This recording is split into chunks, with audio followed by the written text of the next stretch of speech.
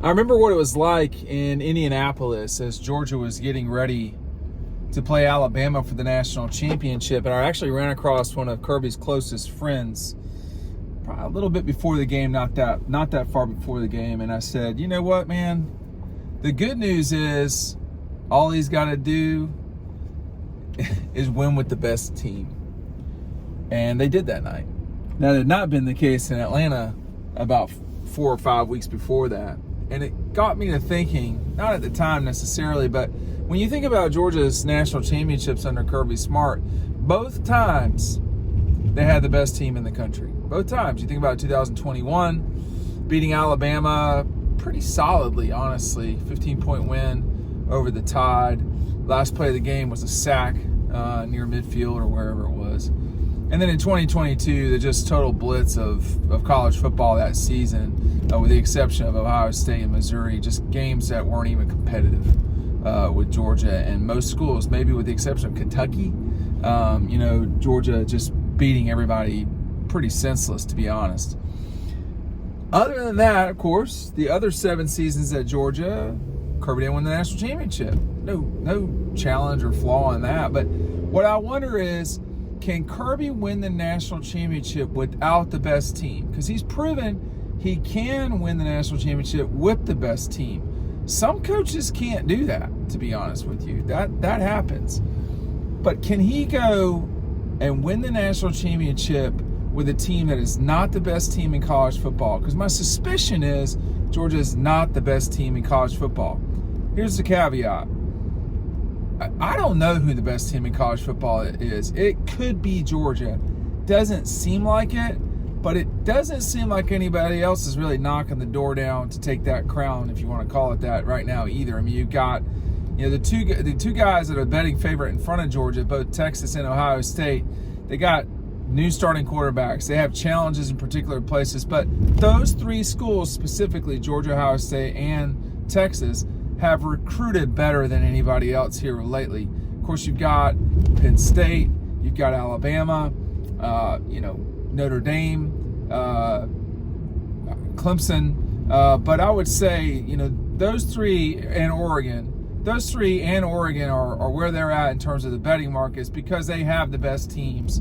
And even though in Texas's case, they play both Ohio State and Georgia, those on the road, those losses would not prevent Texas from getting to the playoff, okay? So I think Texas probably has the best roster, but Sark hasn't proven that he can win the national championship without having the best team either, because he's not proven he can win the national championship.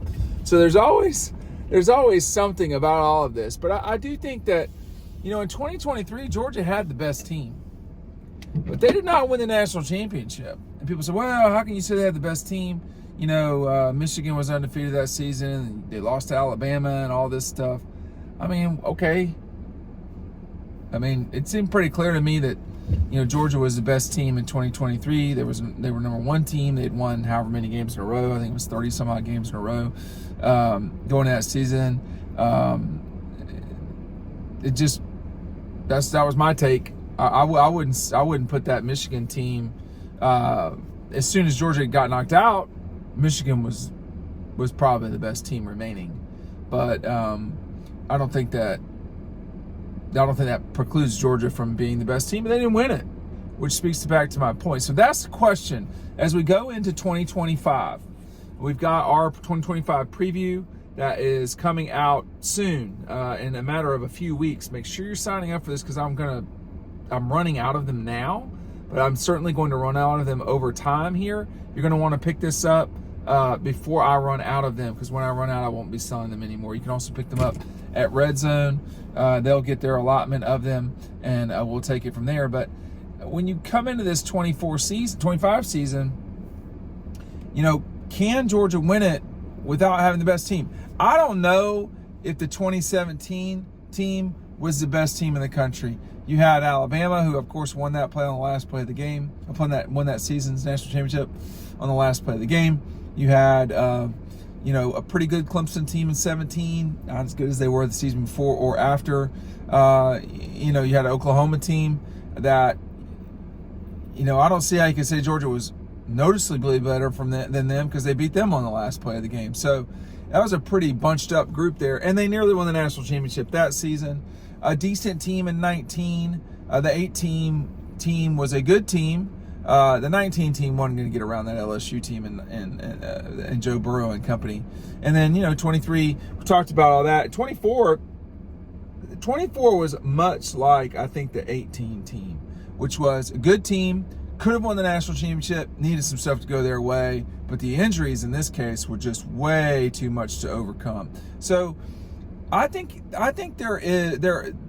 it's not happened yet. So I think that causes you to wonder out loud, can he do this? And I don't know.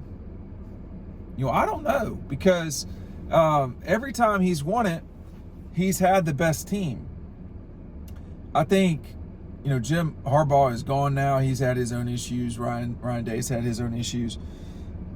Ryan Day has not proven that he can win without the best team. I think that, frankly, Dabo Swinney's not necessarily proven that either.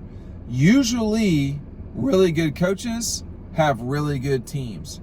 And that's the preferred way to do it. You don't want to upset people. Now, I think the thing that in a one-game scenario you have to keep in mind, like this game right here, Gunner, this is the SEC championship against Texas. I think Texas was favored in this game by maybe 2 or 3. It wasn't a lot. But in both cases against Texas, Georgia upset them. In both times in 24, if I'm not mistaken. Someone can correct me if I'm not dying on this hill though. So if I'm misremembering it, I'm misremembering it. The 2016 Auburn game,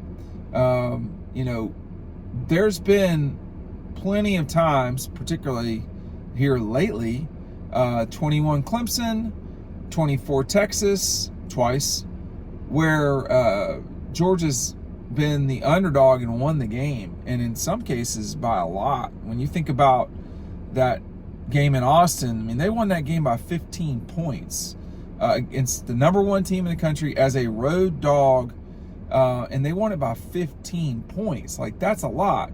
So considering that they've been the favorite for virtually every other game besides those lately, that would make you think, oh, well, maybe he can kind of upset his way to the national championship.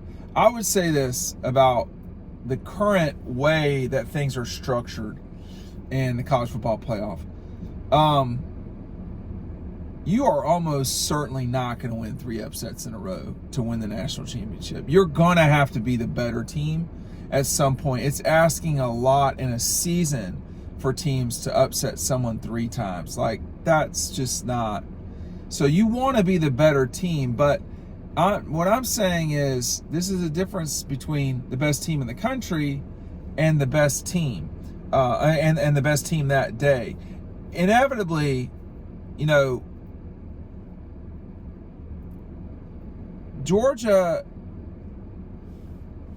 if they were to play for the national championship in 2025, just blindly going into this, they probably would not be favored over Ohio State on neutral.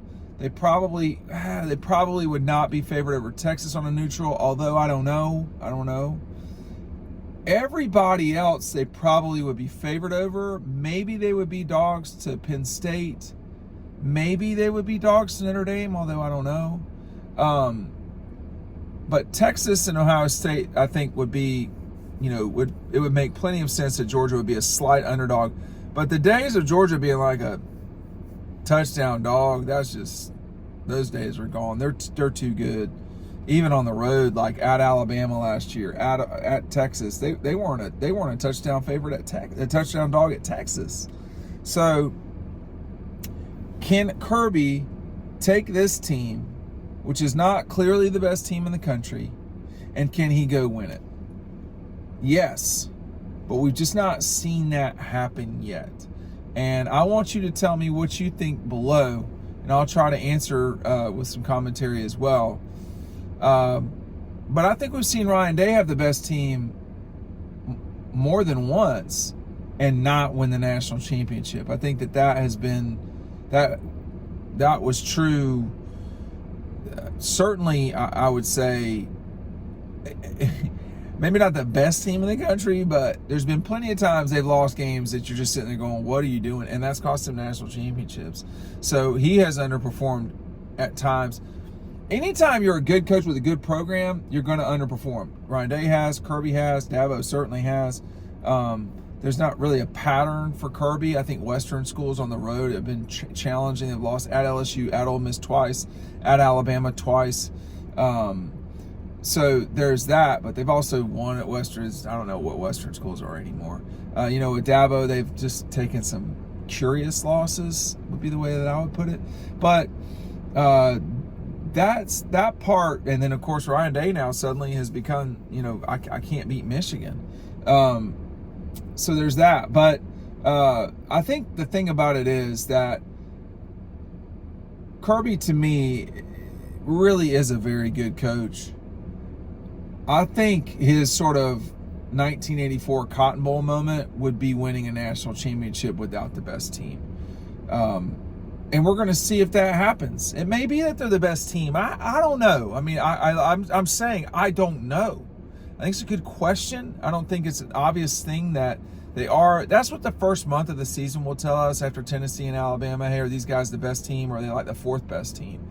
And Ohio State really wasn't the best team. Well, they were the best team the whole time. Like, they had the best players and all of it. But they didn't play like it until the playoff. And that, it took them a little bit of time. But I'm going to be very curious to see, just exactly what Georgia's got this season, and if they can do it without what is obviously the best team. We'll see you.